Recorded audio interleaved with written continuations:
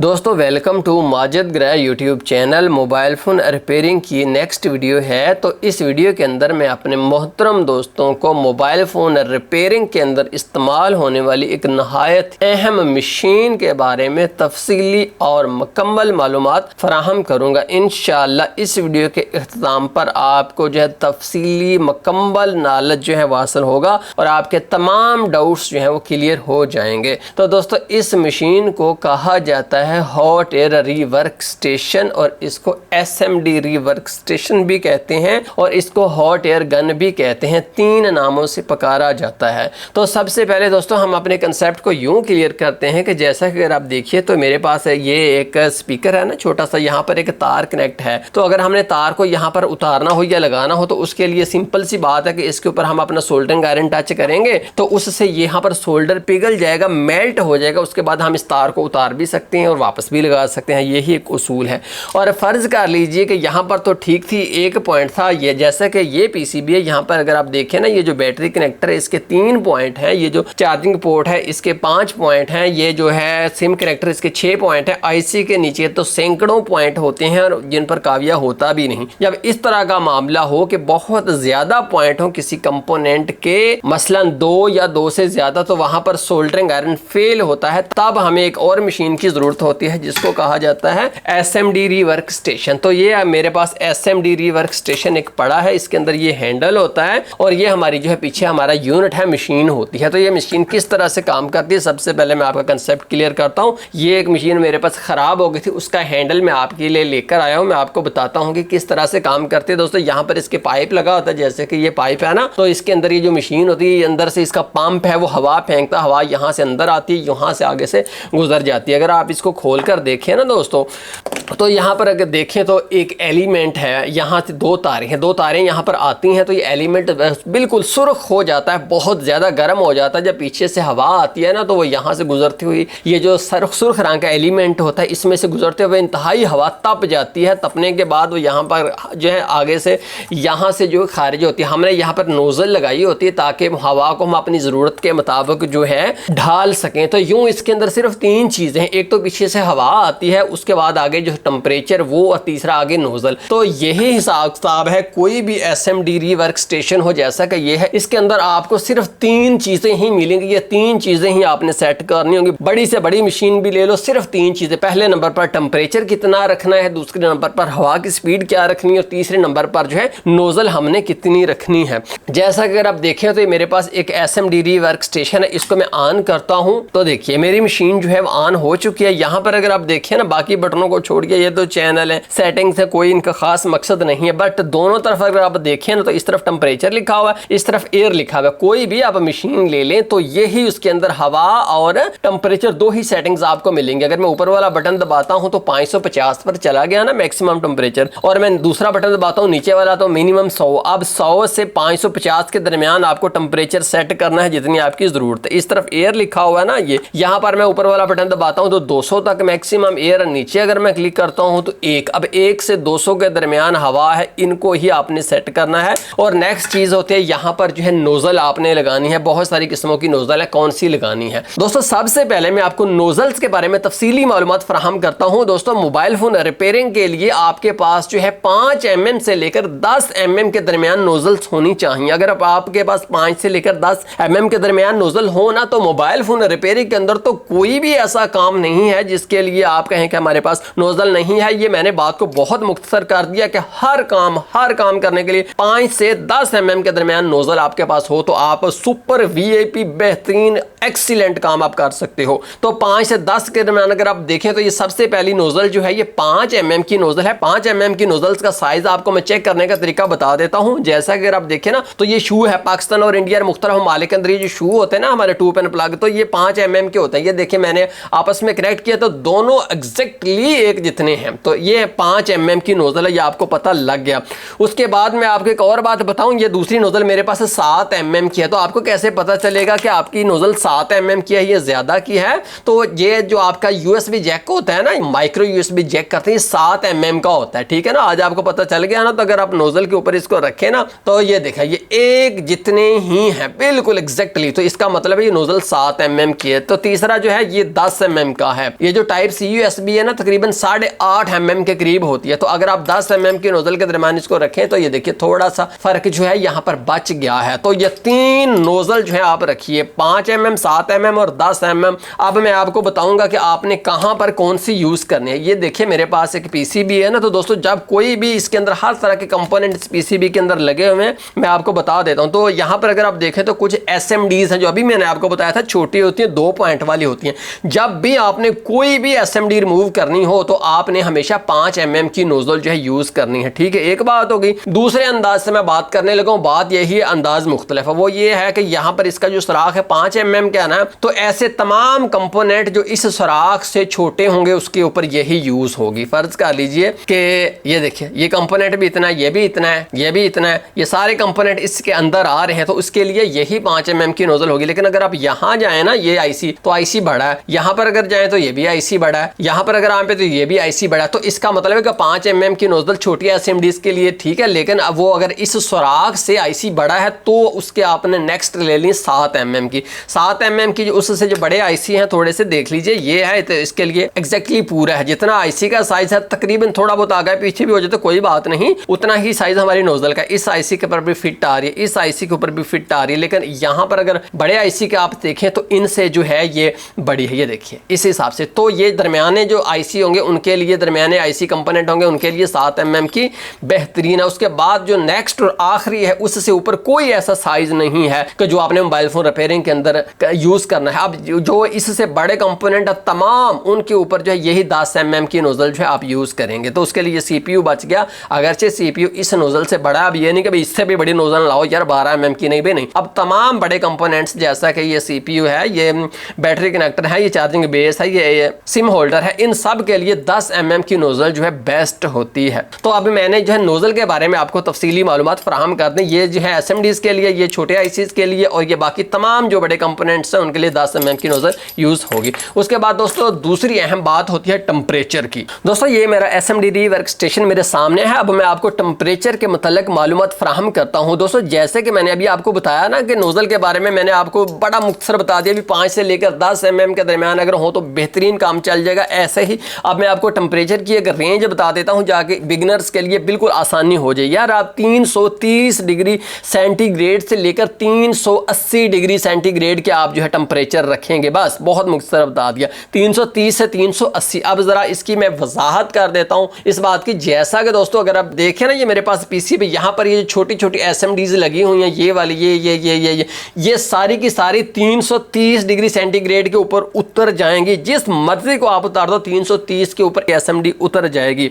उसके बाद ये जो बड़े आईसी हैं ना, जिनको मैंने कहा था कि 7 mm की नोजल लगानी है, तो ये थोड़े से बड़े होते हैं, यहाँ पर टेम्परेचर भी थोड़ा सा ज्यादा देना पड़ता है। ये 350 डिग्री के ऊपर उतर जाएंगे, ठीक है, जल्दी से 350 डिग्री के अंदर ये उतर जाएंगे। उसके बाद फिर बाकी जितने भी कंपोनेंट है, ये आईसी, ये वाले, ये दोस्तों 380 डिग्री सेंटीग्रेड के ऊपर जो है वो उतर जाएंगे। बड़ा ही मैं कहता हूँ बात बड़ी सिंपल होगी। अभी एसएमडी के लिए सबसे 5 mm की नोजल और 333 दर्जा हरारत, बड़े आईसीज के लिए 7 mm की नोजल और 350 दर्जा हरारत, बड़े आईसीज और कंपोनेंट्स के लिए 10 mm की नोजल और 380 टेम्परेचर। कितना जबरदस्त और आसान हमारा कंसेप्ट हो गया है।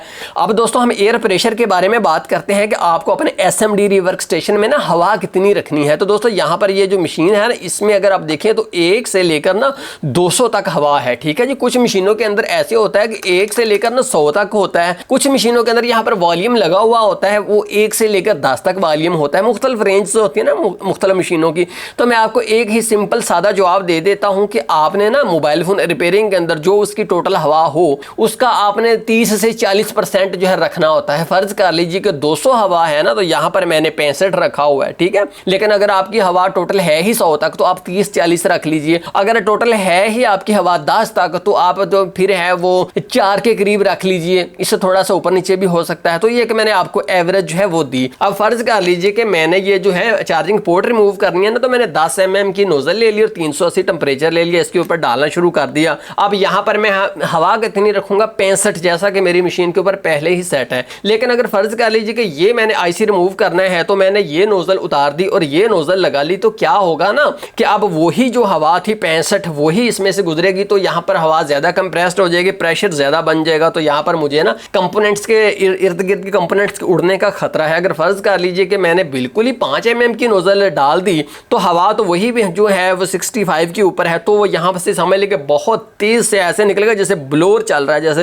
रॉकेट है, तो सारे कंपोनेंट्स यहाँ से उड़ जाएंगे। तो दोस्तों उसको सेट करने का आसान तरीका ये है कि जो अब आपने बड़ी नोजल डाली है उससे आप छोटी नोजल डालते हैं तो थोड़ी सी हवा कम कर दीजिए। अगर आप उससे भी छोटी नोजल डालते हैं तो हवा को और कम कर दीजिए। दूसरा तरीका यह है कि आप अपने हाथ की हथेली के ऊपर ना हवा को डालकर देखिए, अगर आपको बहुत तेज महसूस हो रही है तो समझ लीजिए कि ज्यादा, फिर आप उसको कम कर लीजिए। यूं समझ लीजिए कि आपको अपने हाथ की हथेली के ऊपर जेंटल सी हवा महसूस होनी चाहिए, नरम सी हवा, बहुत तेज महसूस नहीं होनी चाहिए। बहुत ही अहम और इंपॉर्टेंट बात है। अब दोस्तों मैं आपको प्रैक्टिकल इस्तेमाल बताता हूं। जैसा अगर आप देखें तो ये मेरे पास एक चार्जिंग पोर्ट है, इसको मैंने रिमूव करना है। तो सबसे पहला तरीकाकार ये होता है कि आपने इर्द गिर्द के कंपोनेंट को महफूज करना होता है। जैसे अगर ये है तो कभी ऐसा नहीं होगा कि मैं यहाँ पर डायरेक्ट हीट देना शुरू कर दूं। अगर मैंने यहाँ पर डायरेक्ट हीट दे दी ना मेरे दोस्तों, तो ये पास माइक है ना, इसने पिघल जाना, इसका डायफ्राम है, ज़ाया हो जाएगा, गाहक चला जाएगा, अगले दिन वापस आ जाएगा, यार हूं तो पाजी आवाज ही नहीं जानती था, कुछ करो। और यहाँ पर अगर आप देखें तो ये जनाबे वाली प्लास्टिक की बनी हुई ये भी पिघल जाएगी। अब इसका तमाम एरिया के इर्द गिर्द के जो है वो किसी भी हीट रेजिस्टेंस टेप से कवर करना नहायत ही जरूरी है। तो बहुत तरह की हीट रेजिस्टेंस टेप मार्केट के अंदर मौजूद है, जो आप मर्जी ले लें, अच्छी बट होनी चाहिए। बट ये मेरे पास एक टेप है, मैं इसको जल्दी से इस्तेमाल करके आगे बढ़ जाता हूँ। ये देखिए इसमें से एक पीस मैंने ले लिया। आप यहाँ पर जो है हसास कंपोनेंट सिर्फ उनको ही मैं जो है महफूज करूंगा, सब को जो है करने की जरूरत नहीं। अगर आप बिल्कुल ही बिगिनर हैं या आपको खतरा है तो आप यहाँ पर भी एक पीस लगा लें तो अच्छी बात है। लेकिन मैं सच पूछे तो यूज कोई नहीं करता, मैं सिर्फ मोस्ट सेंसिटिव कंपोनेंट करता हूँ। आप बिगनर हैं तो आप यहाँ पर भी जो है यूज कर सकते हैं। तो ये देखिए महफूज हो गया, अब कोई खतरा नहीं, वायर काम करो, इधर कोई एसएमडी नहीं है। उसके बाद दोस्तों दूसरा अहम असूल है कि जब भी आपने एसएमडी रिवर्क स्टेशन यूज करना हो तो पहला असूल ये है कि आपने उसको जो है वो पीसीबी होल्डर के अंदर लगाना है। ये मेरा पीसीबी होल्डर है, ये देखिए मैंने इसके अंदर लगा दिया। अब यहाँ से मैं बड़े जबरदस्त तरीके से जो है काम कर सकता हूँ। ये देखिए मेरे सामने कभी नहीं हिलेगा। उसके बाद आपने अपने दाएं हाथ के अंदर अपनी बहुत अच्छी ट्वीजर जो है उसको रेडी रखना है। उसके बाद दोस्तों अगली इंपॉर्टेंट बात याद रख लीजिए कि जब भी आपने SMD rework station hot air gun use करनी हो किसी भी कंपोनेंट पर, तो आपने वहां पर फ्लैक्स लगाना जरूरी होता है। कभी ऐसा नहीं करना कि आप उसको ड्राई जो है वो करना शुरू कर दें, क्योंकि दोस्तों बस मैं लंबी वीडियो हो जाएगी, आपको एक मिनट के अंदर बता रहा हूं कि जरूर फ्लैक्स यूज करना चाहिए, अच्छी क्वालिटी का फ्लैक्स यूज करना चाहिए। जैसा कि अगर आप देखें तो ये मैकेनिक का 223 है और ये मैकेनिक का 559 है, दोनों ही बहुत प्यारे फ्लैक्स हैं। और ये जो UV 223 है, ये कंपोनेंट्स जब आपने उतारने हो लगाने हो मोटे तो उनके लिए ये जबरदस्त है। और U559 जो है ये आईसी रिप्लेसमेंट के लिए बेस्ट है। तो मैं जो इस काम के लिए बहुत प्यारा फ्लैक्स है, यहाँ पर मैं लगा देता हूँ। सिर्फ उन्हीं पॉइंट के ऊपर आपने लगाना है कि जिन पॉइंट के ऊपर जो है सोल्डर ने पिघलना है, सारे के ऊपर ये लगाने की जरूरत नहीं होती, सारी ने कौन सा पिघलना है, सिर्फ वहां पर हमने जो है लगानी है जहां पर इन पॉइंट्स ने सोल्डर ने पिघलना है। तो उसके बाद देखिए तो ये पॉइंट चूंकि बड़ा है तो इसके लिए 10 mm की नोजल है। तो ये देखिए 10 mm की नोजल में लगा लेता हूं। अपने hot air gun SMD rework station का टेम्परेचर मैं 380 रखूंगा, हवा मैं 65 पर रखूंगा। और मेरे हाथ में ये देखिए ये है ट्वीजर, एक हाई क्वालिटी अच्छी ट्वीजर। तो ये मैं लेकर अब यहाँ पर मैं इसको जो है डायरेक्ट हीट देनी शुरू कर देता हूँ। दोस्तों यहाँ पर हमें अपने जहन में रखना होगा कि अगर मोबाइल फ़ोन का पीसीबी मोटा और बड़ा हो तो वहाँ पर हमें ज़्यादा टेम्परेचर चाहिए होता है, जैसा कि मैंने यहाँ पर 380 रखा है। लेकिन अगर पीसीबी पतला और छोटा सा हो, जैसे कि मोबाइल फ़ोन का सब पीसीबी होता है, तो वहाँ पर थोड़ा दर्जा हरारत जैसा कि 350 पर ही कंपोनेंट पिघल जाएगा। हमारी जो नोज़ल साइज़ है उसका चूँकि डायरेक्ट ताल्लुक कंपोनेंट के साइज़ से होता है, तो इसलिए नोज़ल साइज़ तो नहीं बदलेगा, वो तो वही रहेगा 10 mm।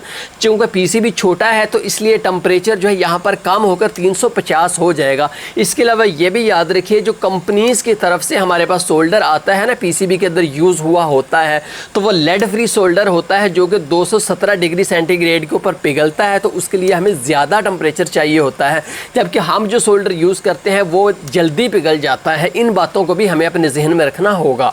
आपने 1 सेकंड के अंदर एक चक्कर मुकम्मल करना होता है। आपने कम से कम उस कंपोनेंट से जो है 4 mm का फासला रखना है, बिल्कुल उधर नाल ना ला दियो वरना वो कंपोनेंट खराब हो जाएगा। और बिल्कुल इतना ऊपर भी दोस्तों ना चले जाना कि उसको हीट ही ना पहुंचे। तकरीबन 4 mm का फासला जो है वो आइडियल है। और उसके बाद आपने 1 सेकंड के अंदर एक चक्कर, उसको आप यूं याद रख सकते हो 1 2 3 4 5 6 7 8 9 10, यूं आप जो है गिनते जाएंगे ना तो आपको आइडिया हो जाएगा कि मैं 1 सेकंड के अंदर एक ही चक्कर मुकम्मल कर रहा हूं। ट्राई करके देखते हैं तो ये देखिए कितनी आसानी से जो है वो कंपोनेंट यहां से उतर गया है। अब दोस्तों मैं आपको एक SMD यहां से रिमूव करके दिखाता हूं, उसमें भी आपको कुछ इंपॉर्टेंट बातें बतानी है। इसलिए फर्ज कर लीजिए कि मैंने ये कॉइल उतारना है, तो उसके लिए मैं क्या करूंगा, सबसे पहले मैं जो छोटी नोजल डालता हूँ, कितनी 5 mm की नोजल डाल देता हूँ भाई। इसको मैं अपने पास रख लेता हूँ और 5 mm की मैं लगा लेता हूँ। अब टेम्परेचर कितना रखना है बताइए, छोटी नोजल है 330 डिग्री सेंटीग्रेड आप जो है काफ़ी है।